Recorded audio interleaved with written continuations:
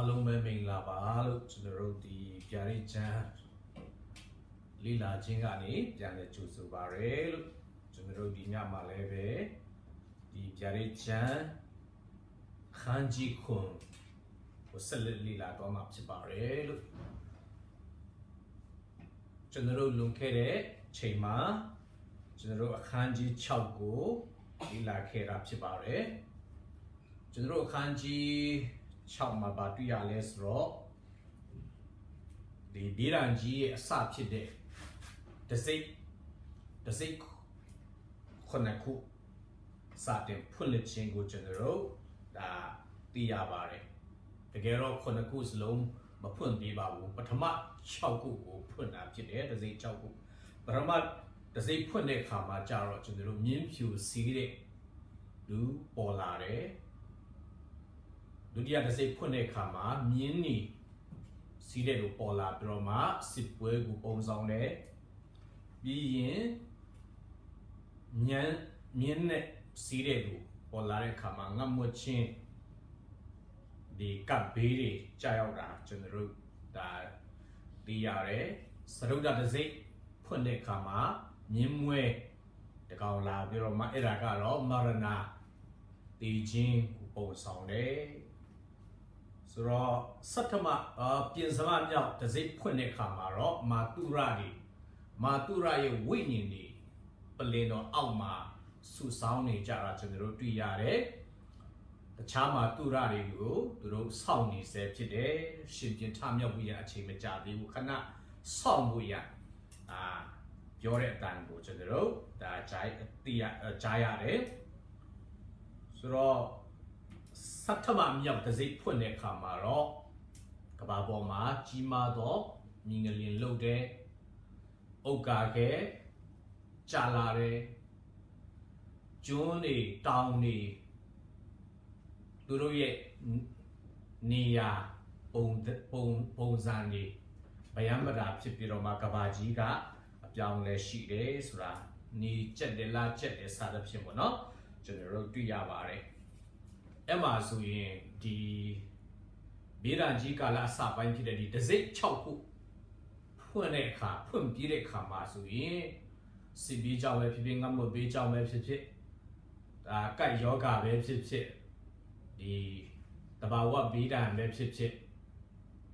ကမ္ဘာလူအိုးကြီး၄ပုံတစ်ပုံဟာတည်သွားတယ်ဆိုတာကျွန်တော်တို့သိရတယ်နောက်ဆုံးမှာတော့ကျွန်တော်တို့ဒီတိုးတငယ်ရဲ့အမျက်တော်လူချင်းဒုက္ခပေးတာမဟုတ်ပဲနဲ့တဘာဝဒီအန်ရီတွေကျွန်တော်တို့ကောင်းကင်ကနေနော်ကဘာကြီးရဲ့ပထဝီအနေထားတွေဒါဖောက်ပြန်တာကိုကျွန်တော်တို့ဒါတွေ့ရပါတယ်နောက်ဆုံးတော့လူတွေကတော့မှတောင်ရီစီမှာကြောက်ရီစီမှာခေါ်ပြီးတော့မှငါတို့ပေါ်ကြပါဆိုပြီးတော့မှဒိုးတငယ်ရဲ့အမြင့်တော်ကနေလွတ်မြောက်ဖို့ပါနော်သူတို့အော်ကြတာကိုကျွန်တော်တို့တွေ့ရတယ်အဲ့မှာနောက်ဆုံးအခန်းငယ်7ခွန်မှာအမြင့်တော်ထင်ရှားသောနေ့ကြီးရောက်ပါပြီတကားအဘယ်သူသည်ခံရက်နိုင်မနည်းဟုပြောဆိုကြ၏တကယ်ဖျားသခင်စင်ဒီတိုက်ရက်ဖျားရဲ့အမြင့်တော်ဒီဟိုတော့တရားစီရင်ခြင်းတွေလာတဲ့အခါမှာလူတွေအမတန်မှကြောက်ရွံ့ပြီးဘယ်သူခံနိုင်မှာတော့ဆိုပြီးတော့မှအော်ကြတာကိုကျွန်တော်တို့တွေ့ရပါတယ်ဟုတ်ပြီဒီကာလမှာဘယ်သူတွေကခံနိုင်မလဲနော်အခုကျွန်တော်တို့အခန်းကြီးခွန်ကိုကျွန်တော်တို့ဆက်လက်လေ့လာမှာဖြစ်ပါတယ်အခန်းကြီးခွန်မှာအခန်းငယ်1ကနေ7ခွန်ထိရှိပါတယ်ဆိုတော့စတ္ထမမြောက်တစ်စိတ်ဖွင့်ပြတဲ့အခါမှာကြားဖြတ်အစီအစဉ်တစ်ခုဝင်လာပါတယ်ကြားဖြတ်ယူပါယုံတစ်ခုပါနော်တမန်တော်ကြီးရှင်ယောဟန်ကသူမြင်ပါတယ်ဆိုတော့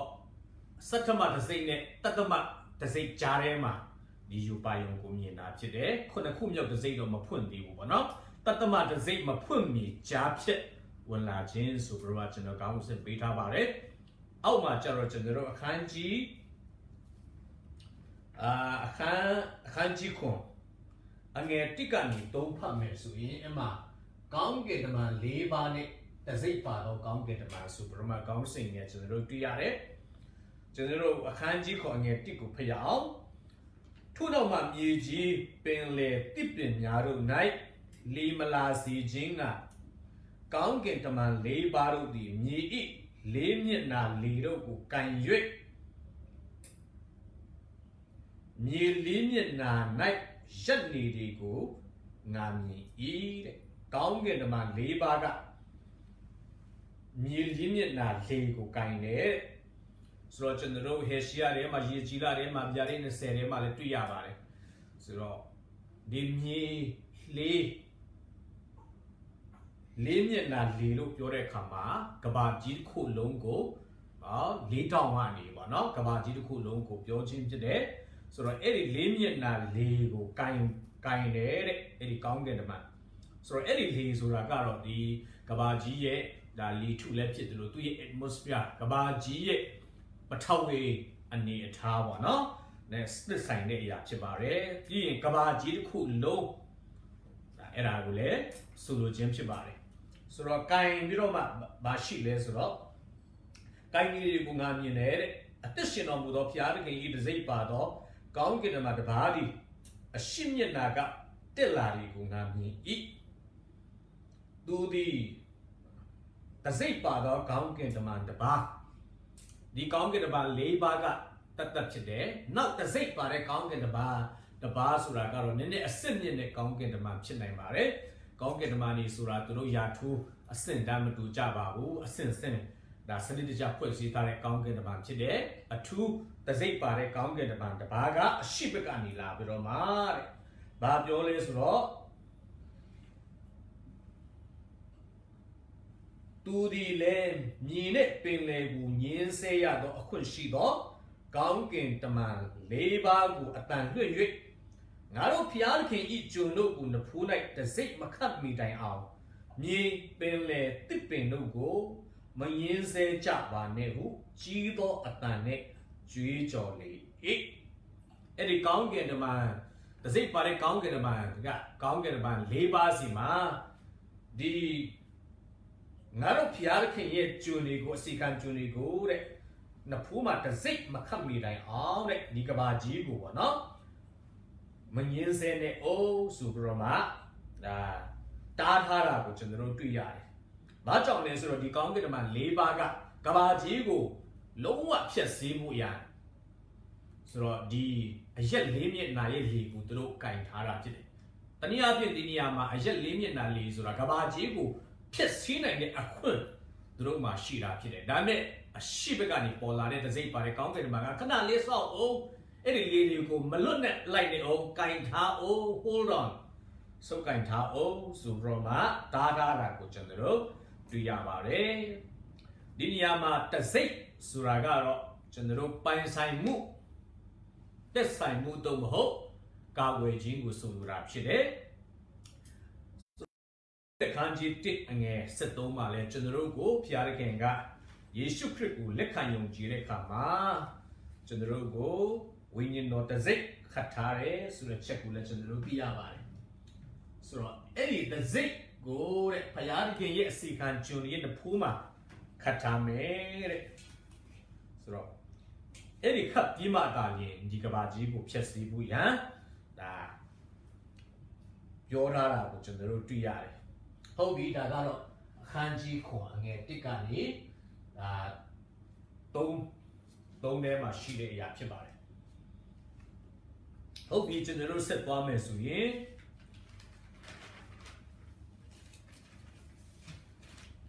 ကျွန်တော်တို့ဒီနေရာမှာဘယ်သူကအခန်းငယ်၄ကနေကျွန်တော်တို့ဆက်သွားမယ်ဆိုရင်တော့၄ကနေ၈ထိအဲ့ဒီတစိမ့်ခတ်ချင်းခံရမယ်ဘုရားသခင်ရဲ့အစီခံကျွန်တွေကဘယ်သူတွေလဲဆိုတာဒီနေရာမှာအနေငယ်ပေါ်ပြထားပါတယ်တစိမ့်ခတ်ချင်းကိုခံရသောအရေးအတွက်ကိုငါကြား၍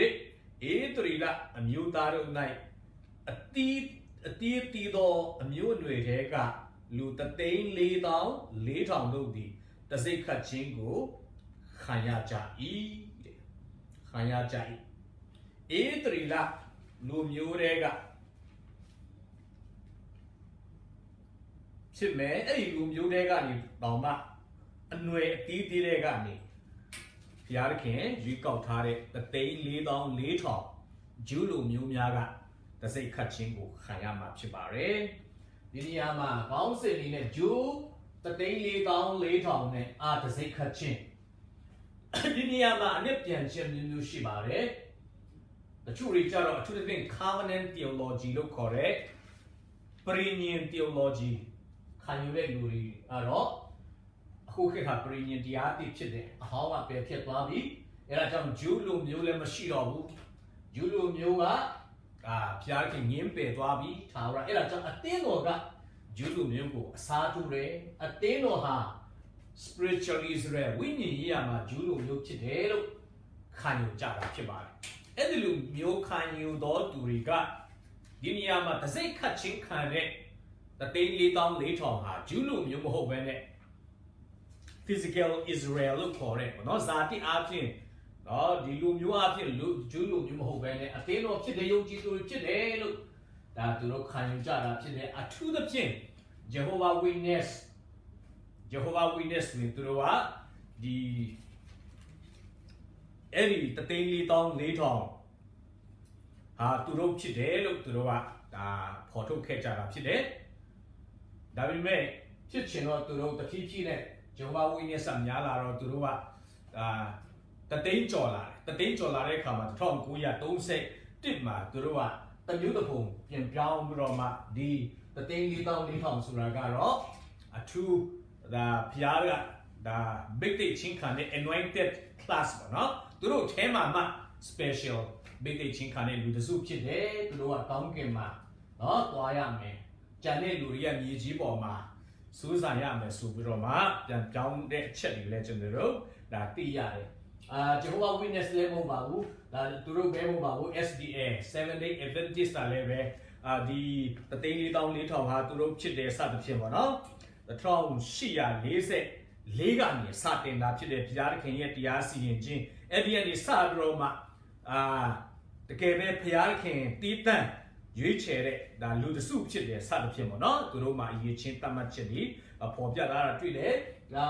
သူတို့ပဲမဟုတ်ပါဘူးမော်မွန်ဒီကလည်းပဲဒါကတော့အထူးဘုရားသခင်ရဲ့ယစ်ပရောဟိတ်တွေဖြစ်တယ်သူတို့ထဲမှာနော်ဒီ everlasting gospel tower ဧဝံဂေလိတရားကိုဒါကြီးညာဖို့စီခံဖို့သူတို့ထဲကဘုရားသခင်ရွေးကောက်ထားတဲ့ယစ်ပရောဟိတ်တွေဖြစ်တယ်ဆိုပြီးတော့မှဒီ3,400,000ကိုအမျိုးမျိုးဒါဒီခရိယန်တွေကဘာသာပြန်ကြပါတယ်အနည်းဖွင့်ကြပါတယ်ဒီ evangelical ဒုတိယမွေးခြင်းကိုခံယူတဲ့ဒါယုံကြည်သူထဲမှာလည်းပဲအထူးသဖြင့် post tribulation လို့ခေါ်တဲ့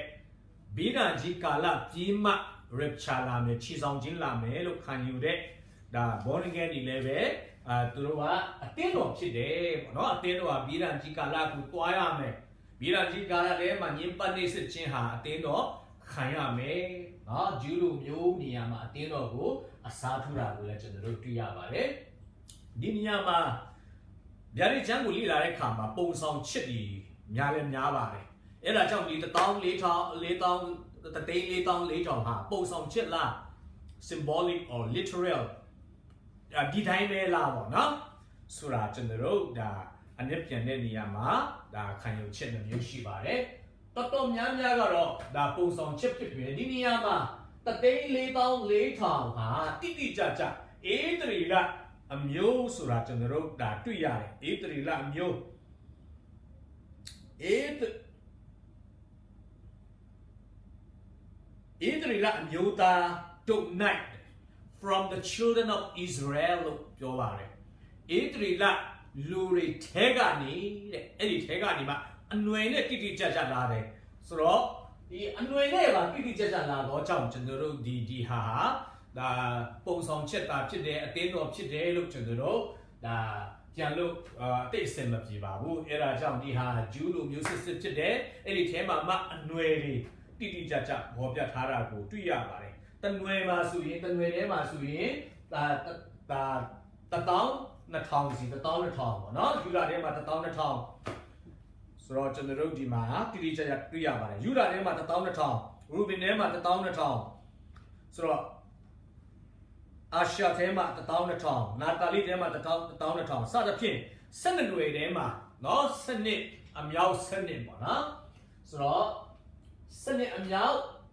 11000ဒါမြောက်တဲ့အခါမှာ3,44000ရတာဖြစ်ပါတယ်အဲ့ဒါကြောင့်ဒီဟာကဂျူလူမျိုးဒါအနွယ်နဲ့တိတိကျကျလာတော့ကိန်းကနန်းဖြစ်တယ်လို့ကျွန်တော်တို့ဒါပြောလို့ရပါတယ်ဟုတ်ပြီတစ်ဖက်မှာကြည့်ရင်လေအတင်းတော်ကဣသရေလကိုလုံးဝထာဝရအစားထိုးလိုက်ပြီလားဆိုရင်အစားမထိုးပါဘူးဆိုတော့ယေရှုခရစ်တော်မရှိယကိုဂျူးလူမျိုးတွေညင်းပယ်တဲ့အခါမှာအဲ့ဒီကောင်းချီးမင်္ဂလာကတိုင်းတစ်ပါးတွေစီမှာတက်ရောက်ပါတယ်တိုင်းတစ်ပါးတွေစီမှာတက်ရောက်တဲ့အခါမှာဂျူးပဲဖြစ်ဖြစ်တိုင်းတစ်ပါးပဲဖြစ်ယေရှုကိုယုံတဲ့အခါမှာအသင်းတော်ဆိုပြီးတော့မှအသင်းတော်ခက်ကလာဖြစ်လာပါတယ်ဒါပေမဲ့ယေမိ31အငယ်30နဲ့1နဲ့34ထဲမှာဘုရားသခင်ကဂျူးလူမျိုးကိုထာဝရပြစ်ပယ်မှာမဟုတ်ဘူးနော်သူကပရိညင်တရားတိကိုပေးမှာဖြစ်တယ်အဲ့ဒီချိန်ကျရင်သူတို့နှလုံးသားထဲမှာအပြင်ပိုင်းမှာနှလုံးသားထဲမှာထည့်ပေးမယ်အလိုလိုမရှိယကိုတိလာမယ်ဆိုပြီးတော့မှဒါဣသရေလလူမျိုးတွေကိုပြန်လဲလက်ခံမဲ့အကြောင်းသူတို့နဲ့ပြန်လဲပရိညင်ပြုတ်ရမယ်အကြောင်းဖော်ပြထားပါတယ်ရှင်ပေါလုတမန်တော်ကြီးရှင်ပေါလုကလည်းပဲရှင်ယောမဩဝါဒစာခန်းကြီး7ရှင်ယောမဩဝါဒစာခန်းကြီး7အငယ်26မှာပြောပါတယ်ကျွန်တော်တို့25လောက်ကနေဖတ်မယ်ဆိုရင်ညီကိုတို့တင်တို့ဒီဝါကြွားသောစိတ်မရှိစေမီအကြောင်းတပါးမျိုးသားအပေါင်းတို့သည်မုံဝမီတိုင်အောင်ဧသရီလလူအချို့တို့သည်မောင်မိုက်ဖုံးလွှမ်းခြင်းအကြောင်းဒီဟုသောနေသောရာကိုမတိပဲနေစေခြင်းကအလိုမရှိငါလိုမရှိထို့သောကျမ်းစာနှင့်အညီဧသရီလလူအပေါင်းတို့သည်ကဲတင်ခြင်းသို့ရောက်ကြလိမ့်မည်ကျမ်းစာချက်ဟူမူကားကဲလို့တော်သခင်သည်ဇိအွန်တောင်၌ပေါ်ထွန်း၍မတရားသောအမှုကိုယာကုပ်အမျိုးသားတို့မှလွှဲတော်မူလက်တန်းတဲ့သူတို့အပြစ်များကိုငါပယ်ရှင်းသောအခါသူတို့၌ငါပေးတော်ပြည်ညင်တရားသည်ထိုသို့သောတရားဖြစ်၏ဟုလာသည်ဂျူးလူမျိုးများကိုဘုရားသခင်ကလုံးလုံးငင်းပယ်ပြီလားဆိုရင်ရှင်ပေါလုကမငင်းပယ်သေးဘူးတဲ့နော်ဒီတိုင်းတစ်ပါးတွေဝင်ရမယ့်ကိန်းကနန်းမပြည့်မီတိုင်အောင်သူတို့တချို့ကတော့ဝိညာဉ်မျက်စိကွယ်မယ်ဒါပေမဲ့တိုင်းတစ်ပါးတွေဝင်ဖို့ပြည့်လာပြီဆိုရင်တော့သူတို့ကပြန်ပြီးတော့မှဝိညာဉ်မျက်စိပွင့်လာမယ်ဆိုတဲ့အကြောင်းကိုဒါယောမအခန်းကြီး7အငယ်25နဲ့29ထဲမှာကျွန်တော်တို့တွေ့ရတယ်လက်တလောမှာတော့ဂျူးလူမျိုးနေရာမှာအတင်းတော်ကကောင်းကြီးရတယ်ဒါပေမဲ့ဂျူးလူမျိုးတွေကပြန်ပြီးတော့မှဒါဘုရားသခင်ဒါသူတို့ကိုပြန်လဲအကြည့်ရှုကြွလာမယ်သူတို့အချိန်ကပြန်လာမယ်ဆိုတာယောမအခန်းကြီး7အငယ်25 26ထဲမှာကျွန်တော်တို့တွေ့ရတာဖြစ်တယ်ဂျူးလူမျိုးအားလုံးကဲတင်ချင်းရမယ်ဆိုတဲ့အခါမှာမိဒန်ကြီးကာလမှာအကြံကျွန်းအားလုံးကကဲတင်ချင်းရမယ်လို့ဒါဆိုလိုခြင်းဖြစ်ပါတယ်ဂျူးလူမျိုးမယုံကြည်သူအားလုံးရောကဲတင်ချင်းအလိုလိုရမယ်လို့ဆိုလိုတာမဟုတ်ပါဘူးမိဒန်ကြီးကာလမှာမသေးဘဲနဲ့အကြံကျွန်းတဲ့လူတွေကအလိုလိုမရှိရကိုတည်လာမယ်လက်ခံလာမယ်ဆိုတဲ့သဘောဖြစ်ပါတယ်ဟုတ်ပြီဆိုတော့ကျွန်တော်တို့ဒီနေရာမှာအနွယ်တိုင်းမှာဒါ1,200ရွေးထားတာကိုကျွန်တော်တို့တွေ့ရပါတယ်ဆိုတော့ဒီလူတွေကိုနဖူးမှာတစိမ့်ခတ်မယ်တဲ့ဆိုတော့တစိမ့်ခတ်မယ်လို့ပြောတဲ့အခါမှာဘယ်လိုမျိုးလဲတကယ်နဖူးပါလားအသားပေါ်မှာတကယ်ပဲတစိမ့်ခတ်မှာလားဝိညာဉ်ထဲမှာတစိမ့်ခတ်မှာလားဆိုတာကိုတော့ကျွန်တော်တို့တိတိကျကျမသိပါဘူးဒါပေမဲ့ဘုရားသခင်နဲ့သက်ဆိုင်တယ်ဘုရားသခင်ကြွယ်ကားတယ်ဘုရားသခင်ဒီလူတွေကိုပိုင်တယ်ဆိုတဲ့သဘောဖြစ်ပါတယ်တနည်းအားဖြင့်ဘုရားသခင်ပေါ်မှာတစ္ဆာရှိမဲ့လူမျိုးဖြစ်ပါတယ်ဆိုတော့ယေကြည်လခန်းကြီး9အငယ်4မှာလည်းဒီနဖူးမှာတစိမ့်ခတ်ထားခြင်းနဲ့ပတ်သက်ပြီးတော့မှဓမ္မဟောင်းထဲမှာပြင်ကျူတင်ပြောထားတာကိုကျွန်တော်တို့တွေ့ရပါတယ်ယေကြည်လခန်းကြီး9အငယ်4မှာထာဝရဘုရားကဂျေရုဆလင်မြို့အလယ်၌ရှောက်သွားလော့မြို့ထဲ၌ပြုတ်သမျှသောဆက်ဆုပ်ယွန်ရှာပွဲအမှုတို့ကြောင့်ညီးတွားငိုကြွေးသောသူတို့၏နဖိုးကိုထိုးမှတ်လောဟု၍၎င်းအခြားသောသူတို့အားလည်းထူသူနောက်မြို့ထဲ၌ရှောက်သွား၍ ဒဏ်ခတ်ကြလောနှမျိုးဆုံမြခြင်းမရှိကြနဲ့အသက်ကြီးသောသူအသက်ငယ်သောသူအပြိုမသူငယ်မိန်းမတို့ကိုရှင်းရှင်းတတ်ကြလောတို့ရတွင်အမတ်ပါသောသူကိုမချင်းကပ်ကြနဲ့ငါဤတန်ရှင်းရာဌာန၌အဝူပြုကြလောဟုမိန့်တော်မူသည်ကိုငါကြားဤဧတလလူမျိုးတွေကြားထဲမှာအထူးသဖြင့်ဂျေရုဆလင်မြို့ပေါ်မှာတရားစီရင်ခြင်းတုတ်တင်ရှင်းလင်းခြင်းလာတဲ့အခါမှာတဲ့အဲ့ဒီမြို့အတွက်အဲ့ဒီမြို့ရဲ့အပြစ်အတွက်သူတို့လူမျိုးရဲ့အပြစ်အတွက်ငိုကြွေးညည်းတွားသောသူများရဲ့နဖိုးကိုတော့သစိတ်ခတ်ထားပါကပီးထူထားပါထူသူများကတော့အဲ့ဒီဂျေရုဆလင်မြို့တရားစီရင်ခြင်းကနေသူတို့ကကင်းလွတ်မယ်ဆိုပြီးတော့မှရေကြည်လစီမှာကြိုတင်ပြီးတော့မှပြောပြီးသားဖြစ်ပါတယ်အဲ့ဒါကြောင့်ဒီဂတိတော်ဟာဒီသစိတ်ခတ်ခြင်းဟာဂျူးလူမျိုးနဲ့သက်ဆိုင်တဲ့ဂျေရုဆလင်နဲ့သက်ဆိုင်တဲ့ဧတရလလူမျိုးနဲ့သက်ဆိုင်တဲ့ဆိုတဲ့အကြောင်းကိုကျွန်တော်တို့ဓမ္မဟောင်းမှာရောဗျာဒိတ်ကျမ်းထဲမှာရောကျွန်တော်တို့ဒါသိရပါတယ်ဟုတ်ပြီဒီထဲမှာလည်းထူးဆန်းတာရှိပါတယ်တနွယ်စီကနေ1000ဆိုပြီးမဲ့ဒီနေရာမှာဒန်နဲ့အဖရင်နာမည်မပါပါဘူးဒန်နာမည်မပါဘူးအဖရင်နာမည်မပါဘူးအစာကျူသူတို့အစာကျူလေဝိနဲ့ယောသတ်နာမည်ပါလာတာကိုကျွန်တော်တို့တွေ့ရတယ်လေဝိဟာဆိုလို့ဆိုရင်လည်းသူတို့ခွဲတဲ့အခါမှာအမွေမရပါဘူးယောသတ်ဆိုရင်လည်းသူ့နာမည်နဲ့မဟုတ်ဘဲနဲ့သူ့မြေးနာမည်အဖရင်နဲ့မာနစစ်နာမည်နဲ့လာတာကိုကျွန်တော်တို့တွေ့ရတယ်အမွေခွဲတဲ့အခါမှာဒါပေမဲ့ဒီနေရာမှာအကြည့်ကာလမှာဒီသစိတ်ခတ်ချင်းမှာဒါကမပါဘူးအဖရင်လည်းမပါဘူးတို့တော့ညာလည်းပဲမာနရှိကပါတယ်ယောသတ်ကပါတယ်ယောသတ်ထဲမှာတော့အဖရင်ကရှိနိုင်ပါတယ်တို့ပြီးလိုက်အောင်အဖရင်နာမည်ကမပါပါဘူးဆိုတော့ဘာကြောင့်ဖြစ်နိုင်လဲဆိုတာဒါအနစ်ပြန်ချင်းအဓိပ္ပာယ်ပြန်ချင်းအမျိုးမျိုးရှိပါတယ်ဆိုတော့ကျွန်တော်တို့ဒီဓမ္မဟောင်းကြီးလာတဲ့အခါမှာဒီဒန်းအနွယ်နဲ့ပတ်သက်ပြီးတော့မှကျွန်တော်တို့လေ့လာတဲ့အခါမှာ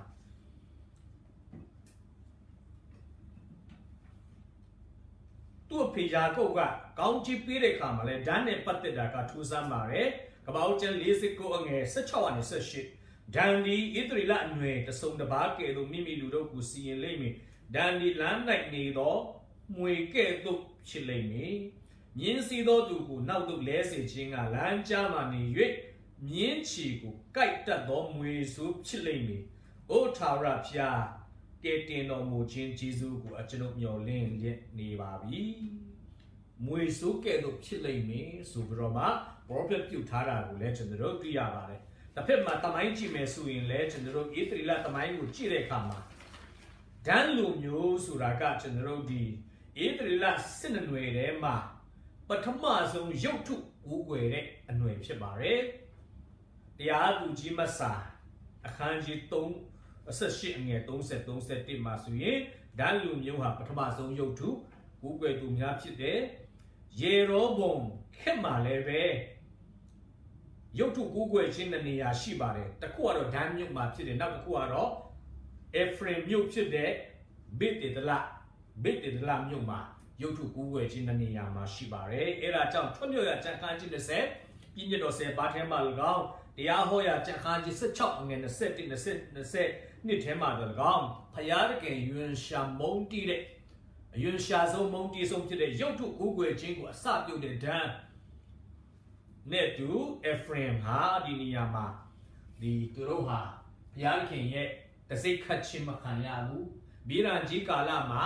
ကာကွယ်ခြင်းမခံရဘူးဆိုတဲ့သဘောဖြစ်တယ်လို့အနည်းပြန်ကြတာဖြစ်တယ်ဒါပေမဲ့ထာဝရလားဆိုရင်နှစ်တစ်ထောင်ကာလမှာပြန်ပေါ်လာပါတယ်ဆိုတော့မိရန်ကြီးကာလမှာတစိတ်မခတ်ရဘူးဆိုတော့အထူးသဖြင့်သူတို့ဟာမိရန်ကြီးကာလမှာကာကွယ်ခြင်းမရှိဘဲနဲ့သူတို့ကမိရန်ကြီးကာလကိုဖျက်လျှောက်မှာဖြစ်တယ်အသက်ခံရတဲ့ဧတရီလ3ပုံတပုံထဲမှာသူတို့ကပါဖို့များတယ်ဆိုတဲ့ချက်ဖြစ်ပါတယ်ဒါကတော့ဓာတ်နဲ့ပတ်သက်ပြီးတော့မှတချို့သောသူတွေက antichrist တောင်မှဒန်းຫນွေတွေကနေပေါ်လာမယ်ဆိုပြီးတော့မှခံမှန်းတဲ့လူထင်တဲ့လူယုံကြည်တဲ့လူလည်းရှိပါတယ် antichrist မဟုတ်တဲ့တိုင်အောင် antichrist ခက်မှာ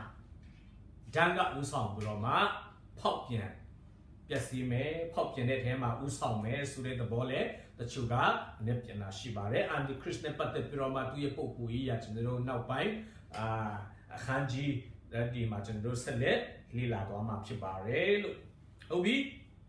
ဆိုတော့ဒါကတော့ဒါနဲ့ပတ်သက်တဲ့အရာဖြစ်ပါတယ်ဆိုတော့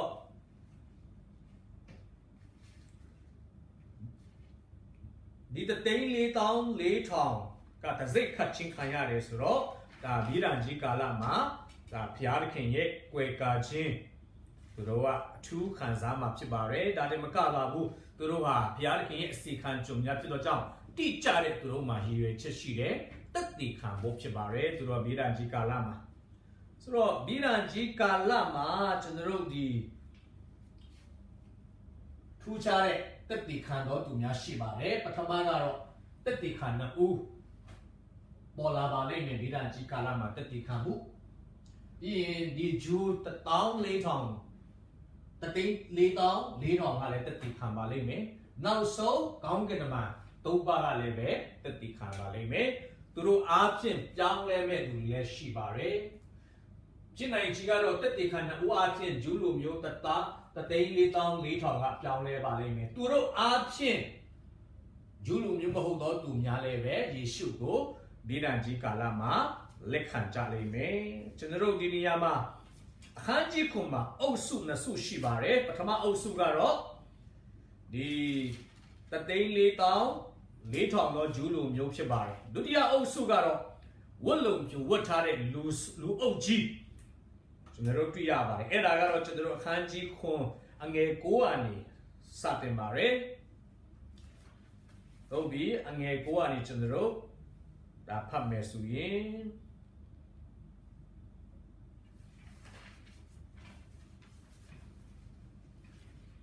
ထို့နောက်မှာငါကြည့်ရင်အတီးဘာသာစကားကိုပြောတော်လူအမျိုးတွေခတ်သိမ်း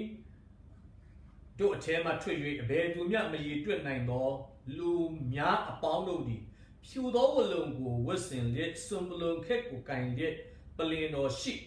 သိုးငယ်ရှိမှရပ်နေကြ၏ဒီပစိတ်ခတ်ထားတဲ့3,400,000ကြီးတဲ့အခါမှာနောက်လူအုပ်ကြီးတစုကိုရှင်ယောဟန်ကမြင်တာဖြစ်တယ်အဲ့ဒီလူအုပ်ကြီးကတော့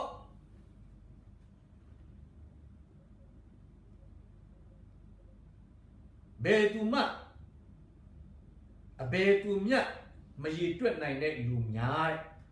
လူအမျိုးတွေခတ်သိမ်းတို့ထဲကထွက်၍ဒီနေ့ကောင်းကင်ဝင်စားမဲ့လူက3,400,000ပဲမဟုတ်ပါဘူးဘယ်သူမှရည်တွက်လို့မရတဲ့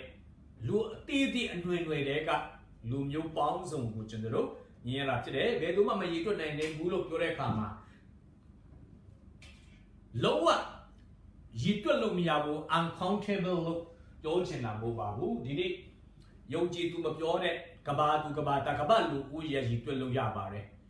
ဘယ်တော့ပဲများဒီနေရာမှာပြောချင်တာကလူတစ်ယောက်ကဒီလူမျိုးပတ်သက်ရပြီးတော့မှရည်တွက်လို့မရတော့အောင်အမတန်များပြတဲ့လူအုပ်ကြီးလို့ပြောချင်တာဖြစ်ပါတယ်ဆိုတော့အဲ့မှာသူမြင်ခဲ့တယ်ထူးခြားတာကတော့ဒီလူအုပ်ကြီးကဝတ်လုံဖြူဝတ်တယ်ဝတ်လုံဖြူဆိုတာကပြင်စမတစိတ်ဖွင့်တဲ့အခါမှာမာတုရာများကလည်းဝတ်လုံဖြူဝတ်ထားတာကိုကျွန်တော်တို့တွေ့ရပါတယ်ဒီနေရာမှာ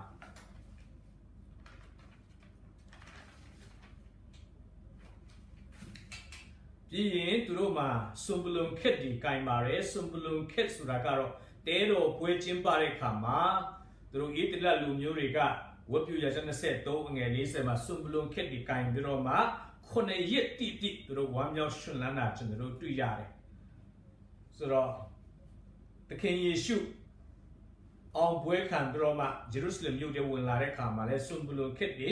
လူတို့ကကင်တာကိုကျွန်တော်တို့တွေ့ရတယ်ဒီနေရာမှာဒီဝတ်လုံဖြူတွေကတနည်းအားဖြင့်ဒီနေ့အောင်မြင်သူတွေဖြစ်တယ်။ဗျာဒိတ်ကျမ်းထဲမှာအောင်မြင်သူတွေကဝတ်လုံဝတ်ထားတာကိုကျွန်တော်တို့တွေ့ရတယ်။ဗျာဒိတ်3အခန်းငယ်4 5ဗျာဒိတ်4 အခန်းငယ်၄အခန်းကြီး6 7အခန်းကြီး19အငယ်14မှာအောင်မြင်သူများကဝတ်လုံဖြူဝတ်တာကိုကျွန်တော်တို့တွေ့ရတယ်သူတို့ကအောင်မြင်သူများဖြစ်တယ်တနည်းအားဖြင့်ယူနုခံတော်သူများဖြစ်တယ်စုံပလုံခက်ဒီကင်တော်ကြောင့်သူတို့ဟာသူတို့ရဲ့ကတင်ချင်းကြောင့်ဘုရားသခင်ရှေ့မှောက်မှာဝမ်းမြောက်ကြတဲ့ရှင်လန်းကြတယ်တဲ့တဲတော်ပွဲမှာဆိုရင်9ရက်တောင်မှသူတို့ဝမ်းမြောက်ရှင်လန်းကြတာဖြစ်တယ်ဟုတ်ပြီနေရာမှာသူတို့ဟာမထိုင်ဘူးမတ်တက်ရက်တာကိုကျွန်တော်တို့တွေ့ရတယ်ထူးခြားတာကတော့သူတို့ခေါင်းမှာတရပူရီမဆောင်ကြဘူးပေါ့နော်ဟုတ်ပြီအဲ့ဒီဟာမတွားခင်မှာကျွန်တော်တို့ဒီဝက်လုံဖြူလူအုပ်ကြီးကဘယ်သူတွေဖြစ်မလဲယူလိုမျိုး1000တသိန်း4400တက်တီခံခြင်းအပြင်ပြောင်းလဲလာတဲ့ယေရှုကိုလက်ခံလာတဲ့တိုင်းတစ်ပါးတွေဖြစ်တယ်ဆိုတာကျွန်တော်တို့သိရတယ်ဒီကာလဟာကမ္ဘာတမိုင်းတစ်လျှောက်မှာအကြီးမားဆုံးနိုးထမှုမြင်တွေ့ရမယ့်ကာလဖြစ်တယ်။ဘာကြောင့်လဲလူအုပ်ကြီးလို့ပြောတာဖြစ်တယ်။မိဒံကြီးကာလကြီးမှနိုးထမှုကရှိလာမှာဖြစ်တယ်။ဒါပေမဲ့အဖိုးခပေးတဲ့နိုးထမှုဖြစ်ပါတယ်။မိဒံကြီးကာလစတင်တဲ့အခါမှာမိမိယေရှုခရစ်ကိုယုံကြည်တယ်ဆိုရင်ကျွန်တော်တို့မိမိရဲ့ယုံကြည်ခြင်းကြောင့်ညင်ပနေစတဲ့အသက်ခံရခြင်းတွေကြုံလာမှာဖြစ်တယ်။ Antichrist ရဲ့ရုပ်တုပြင်းပေါ်ပြီးတဲ့ခါမှာတော့အတင်းအာဓမရွေးချယ်ခိုင်းမှဖြစ်တယ်။ Antichrist ကိုရွေးမလားယေရှုခရစ်ကိုရွေးမလားဆိုပြီးတော့မှအဲ့မှာလည်းပဲတကယ်ပဲလူများစွာကမိမိရဲ့ယုံကြည်ခြင်းကြောင့်အသက်ခံရမှာဆိုတာတက်ခံရမယ်ဆိုတာကိုကျွန်တော်တို့ဗျာဒိတ်ကျမ်းမှာကျွန်တော်တို့တွေ့ရပါတယ်။ကြီးမားစွာသောလူထမှုကြီးယေရှုခရစ်အားဖြင့်အတည်သက်ခြင်းကိုခံတဲ့ကြီးမားစွာသောလူအုပ်ကြီးကျွန်တော်တို့မြင်တွေ့ရမှာဖြစ်ပါတယ်လို့ဟုတ်ပြီ။ဘာကြောင့်လဲဆိုတော့မာသဲခန်းကြီး24အငယ်14မှာဆိုရင်သခင်ယေရှုကိုယ်တိုင်ကပြောပါတယ်ဒီဘယ်ချိန်မှာခက်ကာလကြီးကဆုံးမလဲကဘာကြီးကဆုံးတတ်မလဲလို့တပည့်တော်တွေမေးတဲ့အခါမှာသခင်ယေရှုကတစ်ခုပြီးတစ်ခုပြောပါတယ်နောက်ဆုံးတစ်ခုကတော့လောကီနိုင်ငံအရက်မှာအတီးတီးမှာအဲဝန်လေးတရားဝင်ငါမယ်တဲ့ဟောပြောမယ်ပြီးမှအဆုံးကရောက်လာမယ်တဲ့အဲဒါကြောင့်ဗီဒန်ကြီးကာလမှာပင်နိုင်ငံအတီးတီးလူမျိုးအတီးတီးစီမှာအဲဝန်လေးတရားဟောပြီးတော့မှအဲ့ဒါပြီးမှအဆုံးဆိုတဲ့ဟာကလာမှာဖြစ်ပါတယ်လို့ဟုတ်ပြီဆိုတော့ဒီနေရာမှာကျွန်တော်တို့ခုနကပြန်တဲ့ကျမ်းကိုစစ်ဖတ်မယ်ဆိုရင်သိုးငယ်ရှိမှရက်နေသူအငယ်30မှာသူတို့ကလည်းပလင်ပေါ်မှာထိုင်တော်မူသောငါတို့၏ဖျားသခင်နဲ့သိုးငယ်သည်ကယ်တင်တော်မူခြင်းချမ်းသာရှိတော်မူစီတည်းဟုကြီးတော်အတန်နဲ့ကြွေးကြော်ကြ၏ပလင်တော်မှစသောအသက်ကြီးသူတို့နဲ့တရဝါလေးပါးဤပတ်ဝန်းကျင်၌ရက်နေသောကောင်းကင်တမန်တို့သည်ပလင်တော်ရှိမှပြည့်ဝ၍ဖျားသခင်ကိုကိုးကွယ်လျက်အာမင်ငါတို့ဤဖျားသခင်သည်ကမ္ဘာအစစ်စစ်ကောင်းခြင်းမင်္ဂလာဘုံပညာနဲ့တကွကျေးဇူးချီးမွမ်းခြင်းဂုဏ်အတရေတကိုးတတိရှိတော်မူစေတည်းအာမင်ဟုဆိုကြ၏ဒီမှာ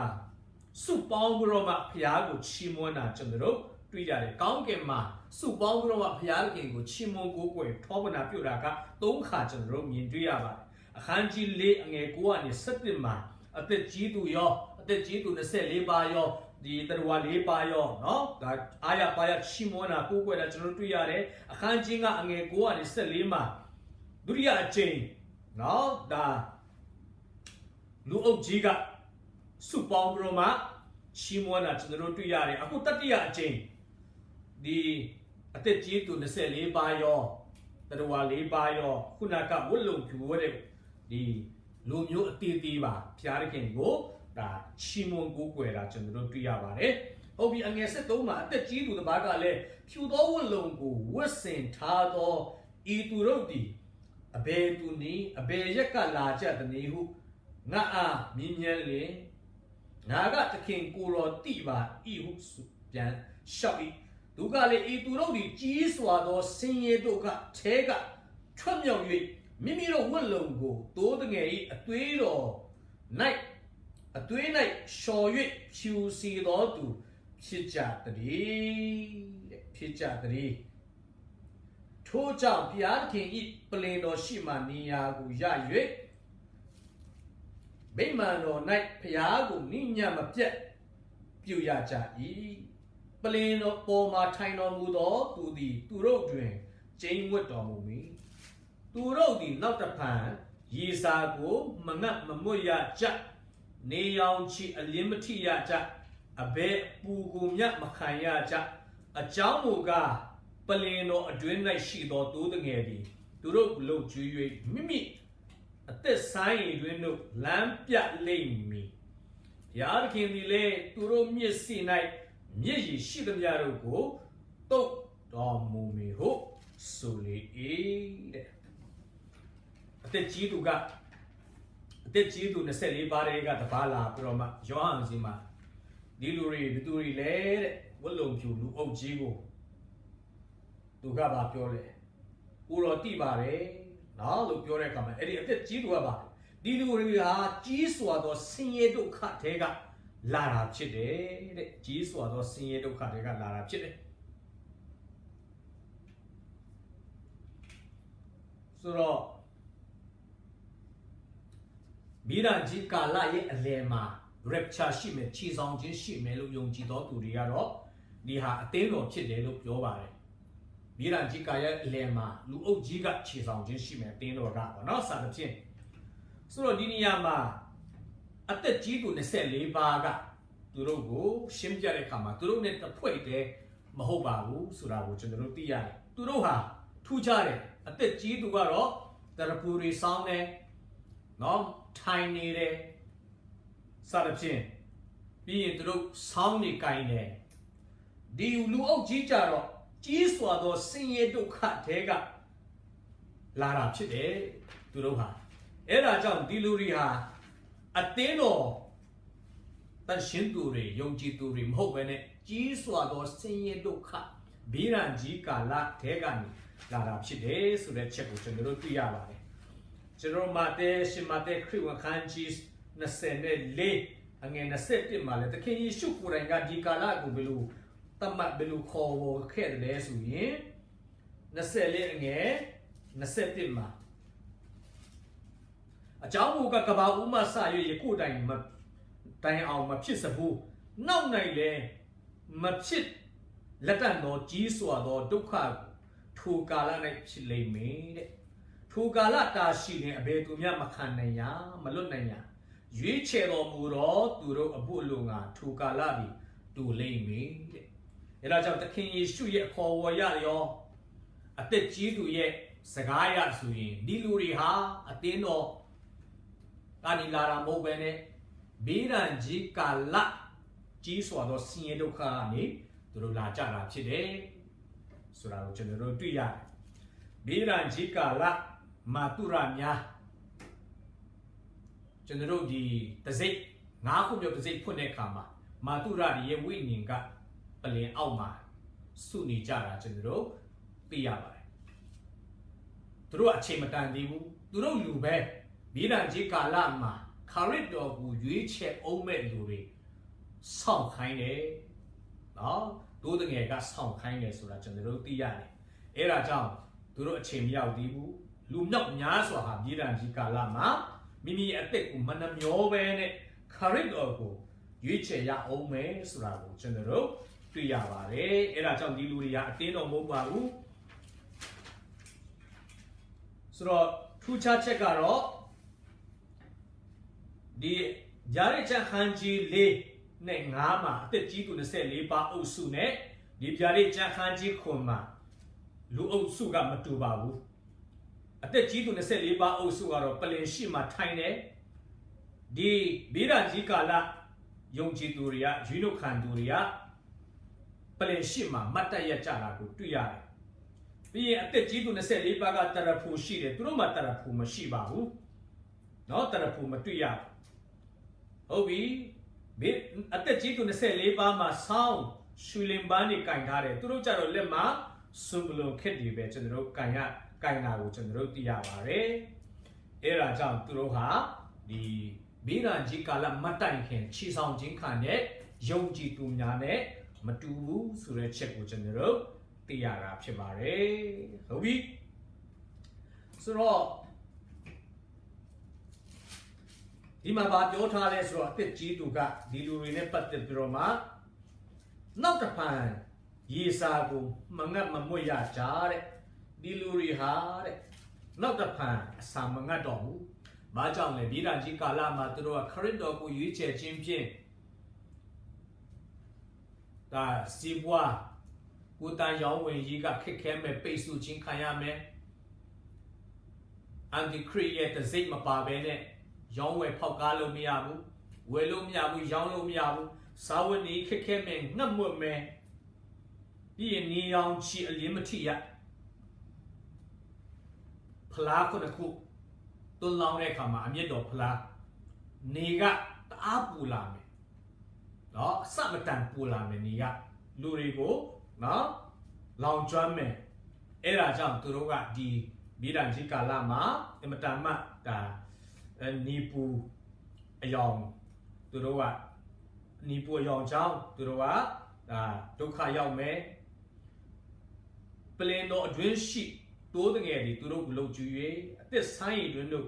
လမ်းပြလိမ့်မယ်ဖျားခင်တွေလည်းသူတို့မျက်စိ၌မျက်ရည်ရှိသမျှတို့ကို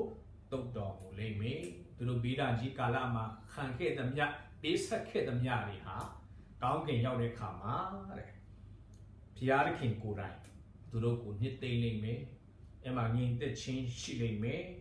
ဆိုတော့မှကျွန်တော်တို့ဒီဒါရတဲ့ချက်ခန်းကြီးခုမှကျွန်တော်တို့တွေ့ရတာဖြစ်ပါတယ်လို့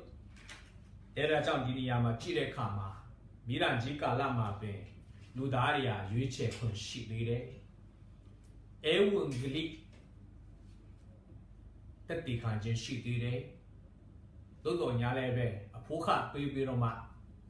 ရွေးချယ်ခြင်းဖြစ်တယ်မိမိအသက်ကိုမနှမျောပဲရွေးချယ်ခြင်းဖြစ်တယ်ခရစ်တော်အစာငတ်မခြင်းတပ်ဖြစ်ခြင်းခံပြီးတော့မှခရစ်တော်ရွေးချယ်ရတာဖြစ်တယ်အဲ့ဒီချိန်မှာပဲလူတွေကခရစ်တော်မပါပဲအသက်ရှင်ခြင်းတဲ့ခရစ်တော်နဲ့ခရစ်တော်ကိုရပြီးအသေးခံခြင်းကိုရွေးချယ်ကြမှာဖြစ်တယ်။ဘာကြောင့်လဲ။ဖျားမပါတဲ့အသက်တာဟာအင်မတန်မှကြောက်စရာကောင်းပါတယ်။ဒီနေ့ဒီချိန်ဟာဂျေဇုတော်ကာလလို့ကျွန်တော်တို့ပြောသလိုယေရှုကိုယုံကြည်လက်ခံဖို့ရကျွန်တော်တို့ဘယ်သူမှအတင်းအာဓမ္မကျွန်တော်တို့ကိုရွေးချယ်ဖို့ရအတင်းအာဓမ္မမခိုင်းပါဘူး။မိမိရဲ့လွတ်လပ်စွာကိုပိုင်ဆုံးဖြတ်ချက်နဲ့ကျွန်တော်တို့အဲ့ဒီဂျေဇုတရားကိုတုံ့ပြန်ရတဲ့ခက်ဖြစ်ပါတယ်။အဲ့ဒါကြောင့်ဒီကာလကြီးမရောက်ခင်မှာကျွန်တော်တို့ယေရှုခရစ်ရဲ့လက်ဝါးကားတိုင်းကနေစေစင်းတဲ့သက်ဆိုင်ရအခမဲ့တောက်သုံးလို့ရတဲ့ကာလမှာကျွန်တော်တို့ယေရှုခရစ်ကိုမိမိရဲ့အသက်သခင်ကယ်တင်ပိုင်ရှင်အနေနဲ့